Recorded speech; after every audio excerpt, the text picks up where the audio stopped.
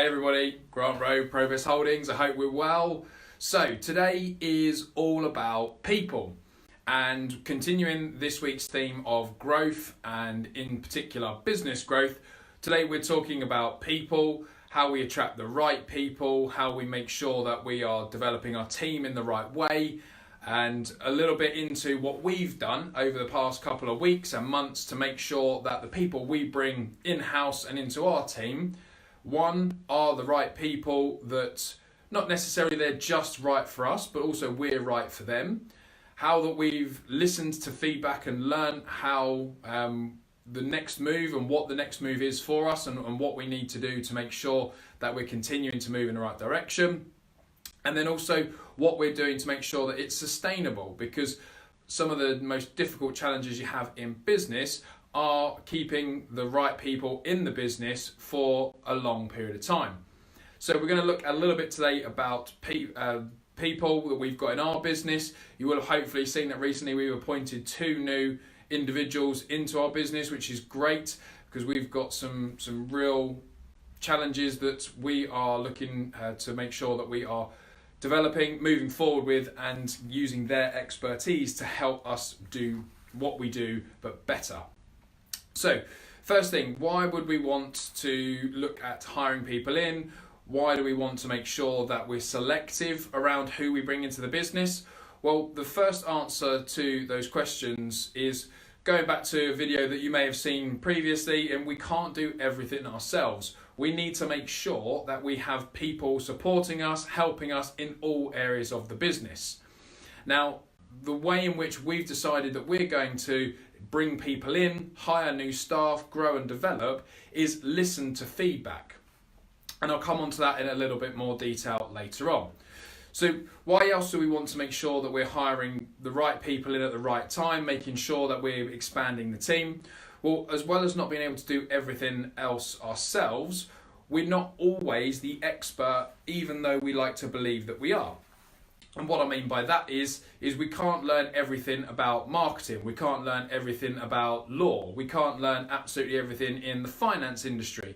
And so we need specialisms coming into the business and professionals within those specialisms to take control of certain elements of what it is we do. So it's really, really crucial that as we're looking to expand and grow, that the right people with the right skill sets are being brought into the business accordingly. So how we go about doing that then? How do we find the right people to bring into the business? So where we need to start is listen to feedback. And this is something that me and James have done more of over the past months and weeks. Listening to the feedback of our clients, of our customers, because we know that we're not able to do everything, and we know that there's areas that we can develop further. Now, we could try and develop them ourselves. We could try and make sure that we are in control of absolutely everything. But eventually, we will run out of time. We will run out of hours in the day, and we won't be able to make sure that every area of our business is getting the attention and the focus that it needs. So by listening to the feedback, what we've been able to do is allow ourselves to go, okay, what skill sets are we missing? Or what area of our business doesn't get the attention that it requires? How can we move things forward? How can we develop things in certain ways where they're urgent and important, or they're urgent but not important to get done immediately today, but it's definitely something that we need to be brought in over the coming weeks and months. So the biggest thing that we've done, again, is listening to feedback. Now, part of that, you will have seen recently, we've had a head of marketing join us. So Jim, who's joined us to take up the control element of what we do marketing, to run our campaigns, to develop our campaigns and make sure that our audiences are engaged and targeted in the right way. We've also had Ebby join us, who's now our head of acquisitions. So he's heading up our deal flow. He's looking at the customer engagement and the client engagement and how we can improve that, because they've both got the expertise in those fields and the experience in those fields that me and James haven't had or don't have previously. So for us, it's a great business development to have these guys join us as experts and allow us to develop and learn new skills and move forward in these certain areas of our business. So how can you go about identifying who's right? So we've spoke previously about personality profiles, and I still stand by personality profiling is one of the key elements to making sure that you bring the right person into the right role. Because as well as somebody may be in terms of qualifications and experience, etc., if they've not got the right personality type and characteristics for what it is you need them to do, then ultimately there's going to become a glass ceiling point at which they either feel they can't contribute anymore, or the role will develop in a way that's not right for them, and it will start to break down. So personality profiling is very, very key. And as you work with more individuals with different personalities, you will understand the different types of characteristics that are portrayed, and you'll know how they fit into certain roles within your business accordingly. So it's really, really crucial that you're taking into account somebody's personality type, because if you're asking somebody like me, who is very much ideas, start things, get things moving, push things forward type personality, to sit down in a room all day and analyse data, read large documents, etc., then straight away I'm not going to enjoy that role. And similarly, somebody who is very detail orientated wouldn't want to do the things that I do in terms of coming up with new ideas, pushing things forward, starting new projects. It's not suited for them, and you get bored very quickly. And so making sure the personalities that you've got in each of your roles is absolutely crucial. So where you look at that, moving that forwards, is then going, okay, what is it that we're trying to achieve? What is it that we need these individuals to take control of? And what are the knowledge gaps that we have right now? And once you've got those items and elements listed, you'll very quickly see the type of person you need and the skill set that you're lacking in your business, because either you don't have the time, you don't have the experience, or whatever it is in terms of what's missing that you need to rectify. And you'll come up with that list pretty quickly, because you'll see very clearly what it is you currently do, where it is you want to go, and what the gap and the difference is between the two. So looking at that is the starting point. It's then looking at, right, okay, what is our end goal? So if you've got targets, i.e. a certain number of sales, a certain number of projects, maybe it's a certain number of new clients per month, per quarter, per year, whatever that looks like, then it's then reverse engineering that hiring process to say, okay, has this person done this before? So for example, with Ebby joining us for the acquisitions, Ebby is used to making sales weekly.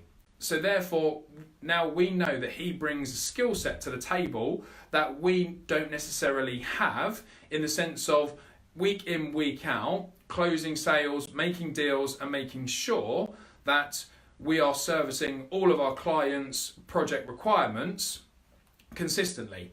Now, it's not to say that we haven't done that previously, but what it is saying is that he's got far more experience in doing that over a longer and extended period of time than we have currently.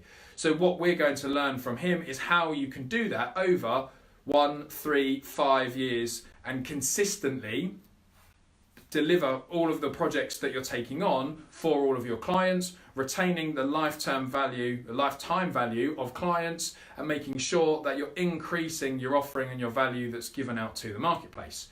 So bringing that experience in is absolutely crucial. It will also then allow you to identify, okay, what are our milestones? How are we going to judge the results that we bring into this role? And it will allow you to continuously develop, tweak, change, grow in those fields. And then before long, you've got teams in those areas rather than just one individual, because you're constantly highlighting the areas that were lacking in skills or in certain areas, and that you're developing them, growing them, and pushing them forwards. So how have we done this then, to give you a bit of an insight? So very early on, me and James had done a couple of projects, and we realised that we were almost running around being busy fools. we were looking after the contractors, so different builders, trying to organise individual contractors for certain parts of jobs, not necessarily just the whole job. We were dealing with the planning elements if ever that was necessary. We were organising the architects, we were organising ordering materials and getting things delivered to site all on our own. We were then looking at organising the management and understanding how we can then develop that further and get that outsourced. And so we were doing absolutely everything. So the first thing that me and James did when we sat down and spoke about how we're going to move this forward, because we can't do it all on our own, was we segmented all of the individual areas and we brought in a professional to help us deliver that, because we could never deliver those items as well as a professional, and similarly we wouldn't be able to do it all on our own. So by bringing a professional in, it allows us to let go of the control element of that. It allows us to bring in individuals who can work those areas with us and for us and get a much better result, because they are ultimately the expert in that field. So areas that we broke down very early on included the build team. So it's not just having one builder, it's having a build team and then having a builder or a site coordinator to manage that whole thing on our behalf. It's then the architect, the design, the planning, the lettings, the sourcing, all of these different elements that me and James were doing. We now have an individual professional running each of them. And what that then allows us to do is step back ever so slightly, take control of the overall organisation of what's going on. And now me and James can concentrate on deal flow, i.e. more deals being analysed, more deals being acquired, supported and developed by, in our case, Ebby further, to allow us to do more and get more deals through for our clients. Because we've got more clients now, week in, week out, asking us for deals, and it's very, very difficult to make sure that we can deliver all of those projects and service all of those clients in the correct way just by ourselves. We need that additional support and help to enable us to do that. So that's just a very, very brief starting point of where we split down the roles, where we got professionals in, and we've started to outsource everything that we've been doing so that we're partnered with individuals to help us do that better. Where it's now going further, again, we've now branched out into the marketing section. We've also looked at partnerships in legal and in insurance. And so now we can really offer a full one-stop shop, whereby when a client comes to work with us, they can get absolutely everything from the sourcing and acquisition of the property to the insurance, any finance they might need, the legal process. You name it, we've got a professional that now works with us to deliver that. So it's not reliant on me and James to coordinate that all the time. We can just keep a high overview of what's going on, how things are developing, and we can get more done in less time. So it's making sure that we've got the right people joining us.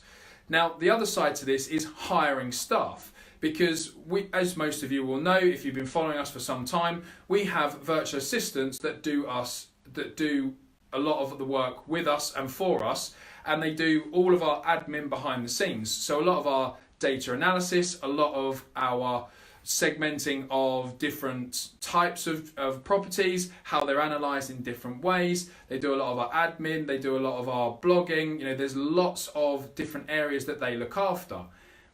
Now, the reason they do that is because they have lots of experience, more so than us, in those fields. And for example, one of our virtual assistants, Karen, she's working closely now with Jim on our marketing front, because she does a lot on social media outside of working with us. So she's got a lot of experience in growing followings, developing brands and personal profiles through things like Instagram, Facebook, etc. And so there's no need for us to try and learn how we can hack Instagram's algorithm or Facebook's algorithm to build up a following. We just work with individuals who have done it before and learn from their expertise. So when you're looking to hire staff, again, it's not hiring somebody because you've got a problem and you need to throw a new member of staff or a headcount increase at it. It's about identifying the skill sets that are missing and allowing your business to grow and develop by bringing in the right skill sets that you don't currently have. And sometimes when you're going through this process, you'll see that you have too many of one type of skill set. So for example, you might have an admin team or a in-house office team that have 10 staff. And if you really look at the processes and the tasks that those individuals are in charge of, you might actually only need 5. So it's then looking at, okay, well, have the staff count that you've got skills in other areas that you can utilize, develop and expand into. But people is absolutely crucial in growing the business. And there's a mantra that's used in a lot of successful businesses whereby it's hire slow and fire fast.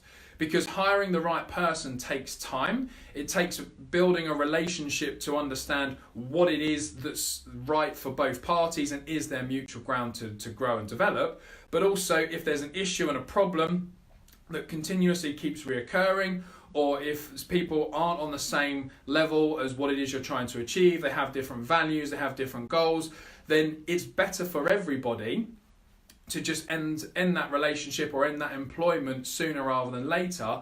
And that's not because firing somebody quickly is the right thing to do for a certain incident or action, but what we don't want to have is a knock-on negative effect whereby lots of time, effort and resource is spent trying to essentially push a square peg into a round hole, in that somebody is trying to fulfill a role that's not right for them. Their characteristics or their values may not match up with what the results for that role are. And so it's very, very key that that's highlighted early on and seeing if there's a change that can be made, or ultimately, is it time to part ways with the business? Because if you're going to sustainably grow, develop, build in brands, cultures, etc., then everybody needs to be on the same page. Everybody needs to understand what it is they need to do to contribute and how they contribute to that business. So some of you might be thinking, okay, there's a lot that we can look at there in terms of staff, getting the right people in, how we can do it. So a couple of things that you could look at doing to begin with is, where could you develop your business further? What skill sets have you thought, right, we need to do something about that, and never actually taken action on? And start to look at, okay, could you start by getting a consultant or a contractor in, maybe 1 or 3 days a week, to take control of a certain area? Get it developed, get it looked after, get that outside opinion, looking at what it is you do, to then see what improvements and changes you could make. You might be thinking, well, I don't have the time to take somebody on, or we don't have the resource or the money to take somebody else on. Then my top tip there would be, look at how you can increase revenue with what you currently do. And again, if you've been following us previously, check back in other videos about how you can offer more value, increase your revenue through your products, etc. And then look at putting finances aside, building up, say, 6 months worth of a salary or 6 months worth of contracting fees aside, so that then you have got the capacity to bring a new full-time member of staff in and take control of that role fully. You might also be thinking, well, what if I bring in the wrong person? I think to begin with, what we found was that hiring the wrong person is a mentality. And actually, I would be thinking about that scenario in a completely different way and saying, well, what if you hired the right person and they wanted to stay with you long term? So I think to begin with, from our experience, it's not necessarily about if you hire the wrong person, because if you're communicating your vision, your values, your goals correctly and with passion, then the right people will be attracted to that, and the right people will want to work with you long term.